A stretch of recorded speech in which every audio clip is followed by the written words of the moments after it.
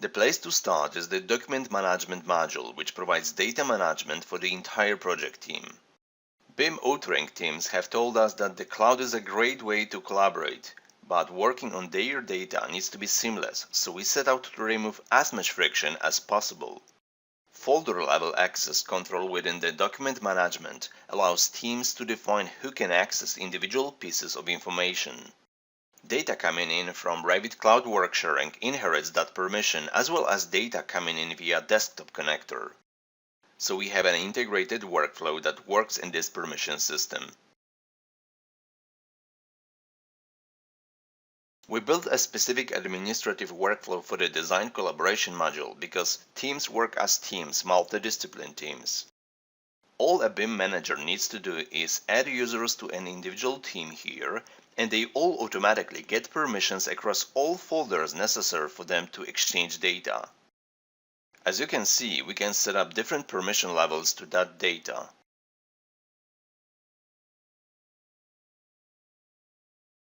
And that data is coming in from Revit. One of the components of the BIM 360 design offering is Revit Cloud Work Sharing.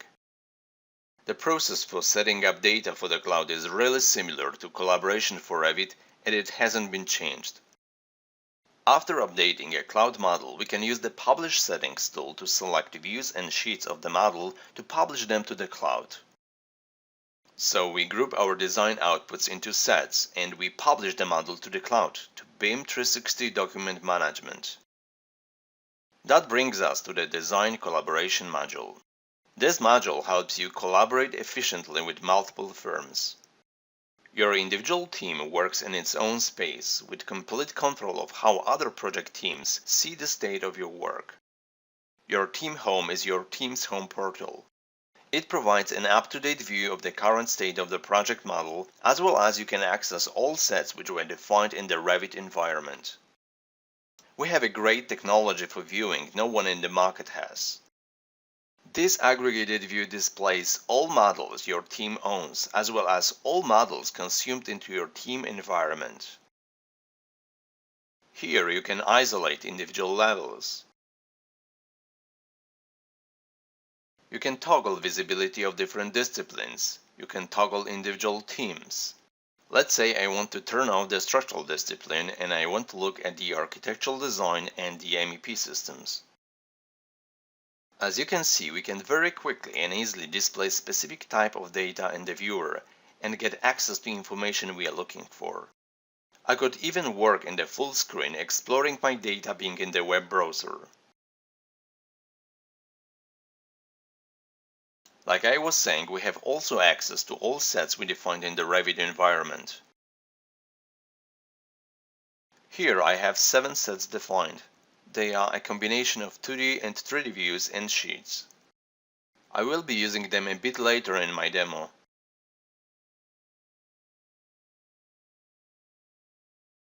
Another great tool in the Design Collaboration module is the Visual Timeline. This is a visual way of exchange of data or packages that collaborating teams have shared and consumed throughout the life cycle of the project. Also, using this timeline, you could switch over between teams, of course, if you are a member of more than one team. When you have a clear understanding on the current state of your project and you are ready to exchange your designs with the rest of the project teams, it is a perfect timing to create a package. A package is a container that allows you to bundle your team's Revit models and sets to share with other teams. That's why we defined these sets, to better control what we share with other teams. By controlling the sharing in this way, you can ensure that your work is prepared and ready for other teams. Teams can preview the package and decide when to consume it into their design environment. This reduces the disruption of constant change and allows all teams to freeze their deliverables at a certain version. And now with one click I can share this package with other teams. What I'm doing right now, I'm copying the individual versions of that data into my shared folder where other users of my project, other teams, have access. Let me jump into my other project where recently some changes were made by the architectural team in their designs In these changes, new designs were shared with the structural team via a package.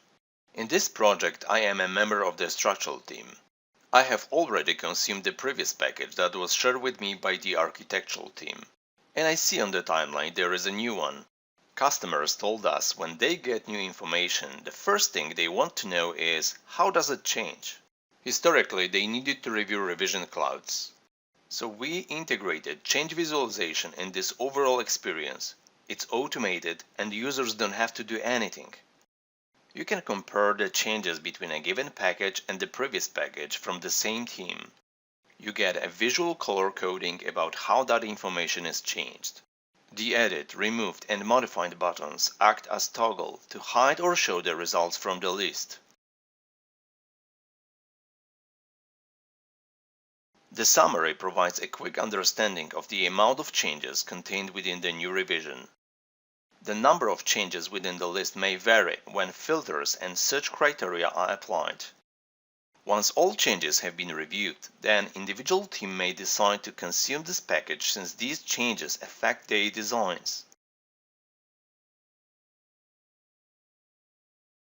Consuming a package means that you have brought another team's package into your environment, not to own it or take responsibility for it, but to see it combined together with your work and with all other teams' work. On the timeline, you can see that the package is now filled, to indicate that I have just consumed it.